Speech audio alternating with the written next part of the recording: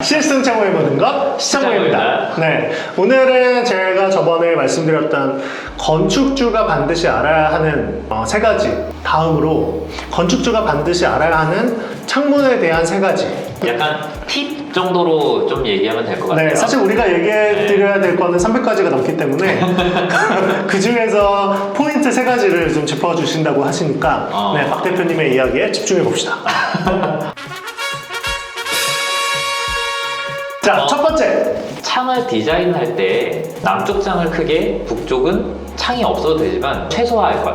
한국은 기후적인 특성상 여름에 해가 잘 들어옵니다. 그렇기 때문에 일조일사에 축복받은 나라예요.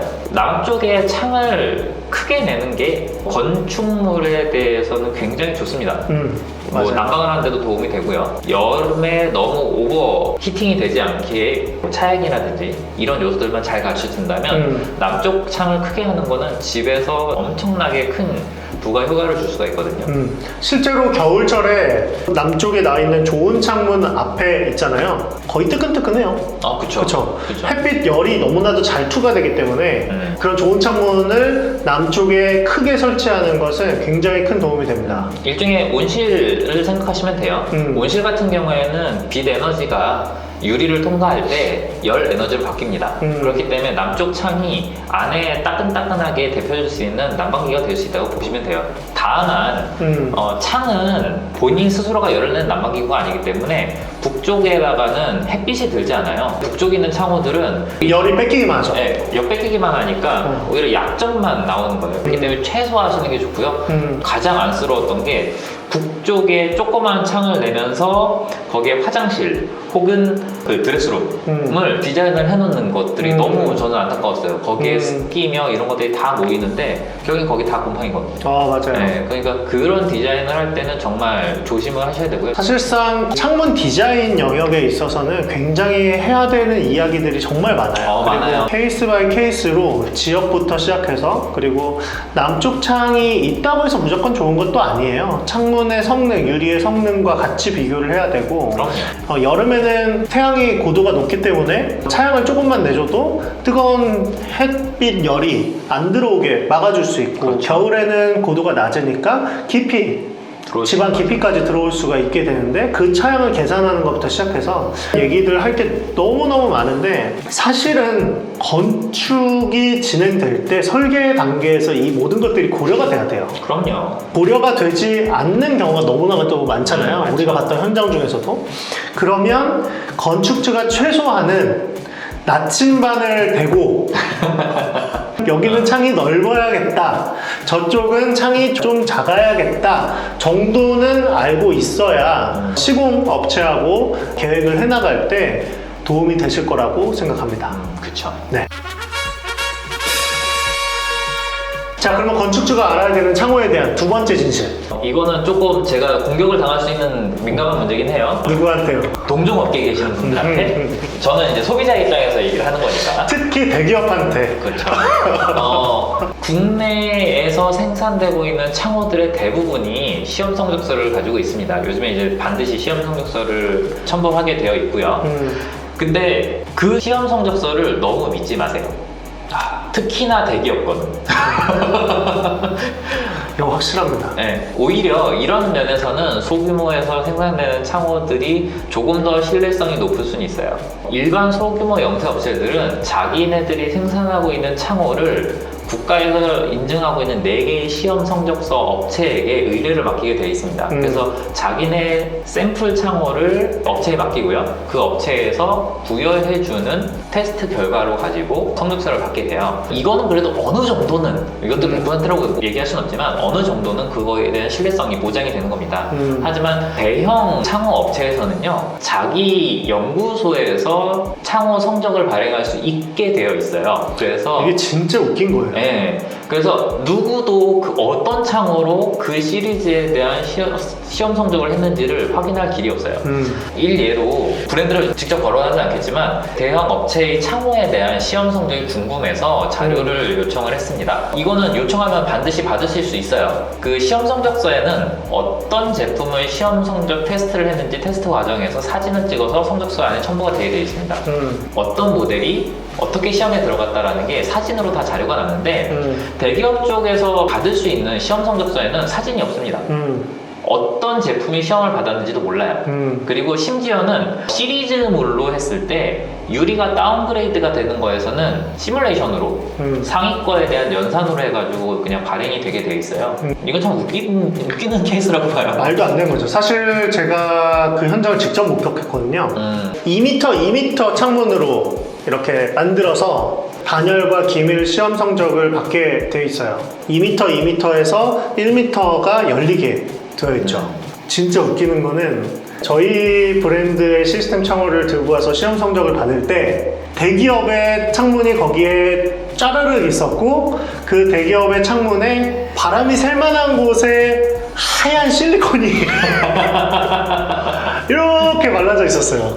그래서 제가 너무 황당해가지고, 왜냐면 이 시험 성적서 하나 가지고 소비자분들이 이 창문에 대한 성능을 판단할 수가 있잖아요. 그렇죠. 그러면은 그 수치 하나하나가 정말 중요한데 대기업이 그렇게 해놓으니까 제가 너무 화가 나서 그걸 찍었어요. 거기 시험을 담당하는 그 직원이 그거 찍으면 안 된다고 하더라고요. 그 사람은 그 브랜드 업체 사람이 아니잖아요. 국가기관에 있는 사람이잖아요. 근데 뭐 때문에 그런지 모르겠어요. 저도 지우라고 하더라고요. 그래서 지웠죠. 나와서 복원시켰습니다. 그래서 제가 가지고 있어요. 나중에 이제 이 부분을 깊이 다룰 때 제가 공개해드리도록 하겠습니다.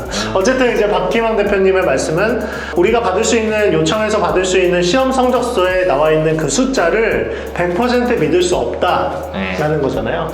그래서 정말 창호를 잘 아는 사람이 창호를 선별해 주는 게 중요한 것 같아요. 너무 속이는 그런 것들이 많다 보니까 그거를 바르게 볼 수 있는 눈이 좀 필요하거든요. 저희가 이미 알고 있으니까 네네. 언제든지 저희한테 문의해 주시면 좋을 것 같고요. 네, 좋아요. 자, 그러면 건축주가 알아야 되는 창호에 대한 세 번째 진실. 진실까지 가서 팁이 아니고 세 번째 팁. 왜 진실부터죠? 아까 이 시험 성적서 얘기하다가 화나가지고 그런 거야. 자, 세 번째 팁. 시스템 창호는 창문이라고 생각하시면 안 될 것 같아요. 그건 뭔 얘기예요?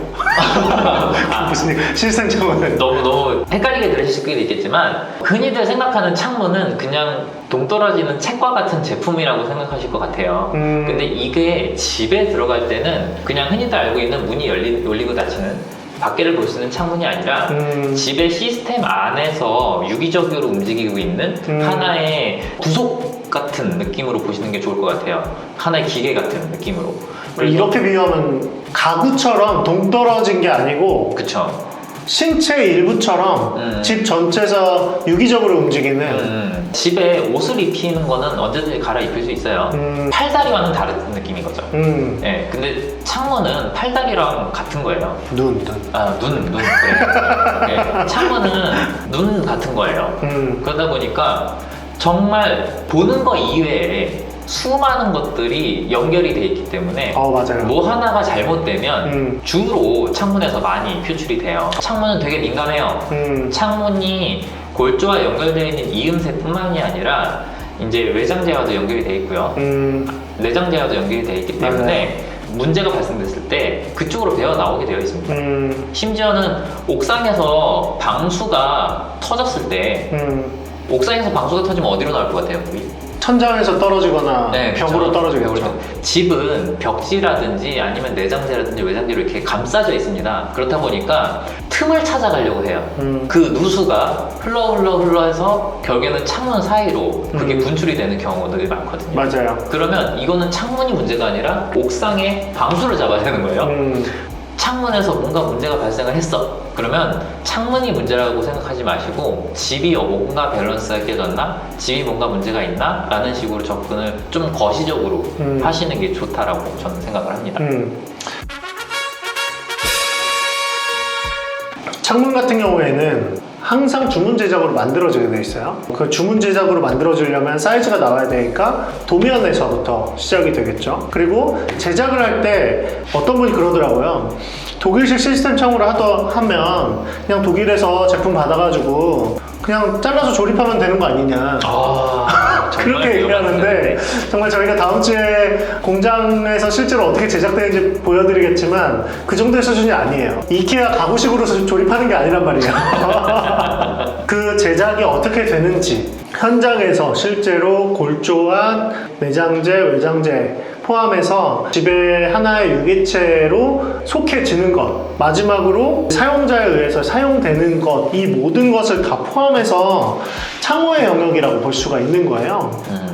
시스템 창호라고 했을 때 시스템 창호의 그 창문 그 자체, 그 물건 자체가 중요한 게 아니고 만들어지면서부터 사용되는 데까지 그 모든 것을 시스템이라고 할 수가 있겠죠. 결국엔 시스템이라는 말이 거기 붙네요. 그러네요. 시스템 창호 시스템이네요. 박희망 대표님의 건축주가 반드시 알아야 할 창호에 대한 꿀팁 3가지 정리해 주시면? 첫 번째는 창호 디자인을 할 때 남쪽은 크게, 북쪽은 최소화. 2번째. 창호 시험 성적서를 너무 믿지 마시라는 거. 3번째. 세 번째는 창호는 가구가 아닙니다. 집에 들어가는 유기체적인 몸이라고 생각을 해주시고요. 거기에 대한 많은 애정과 관리와 관심이 필요하다라는 거. 네. 오늘 영상도 많이 도움이 되셨으면 좋아요와 구독 부탁드리고 저희는 또 시스템 창호에 대한 모든 것을 또 알려드리는 영상을 가지고 찾아뵙도록 하겠습니다. 올바른 생각. 올바른 창호 시청자였습니다.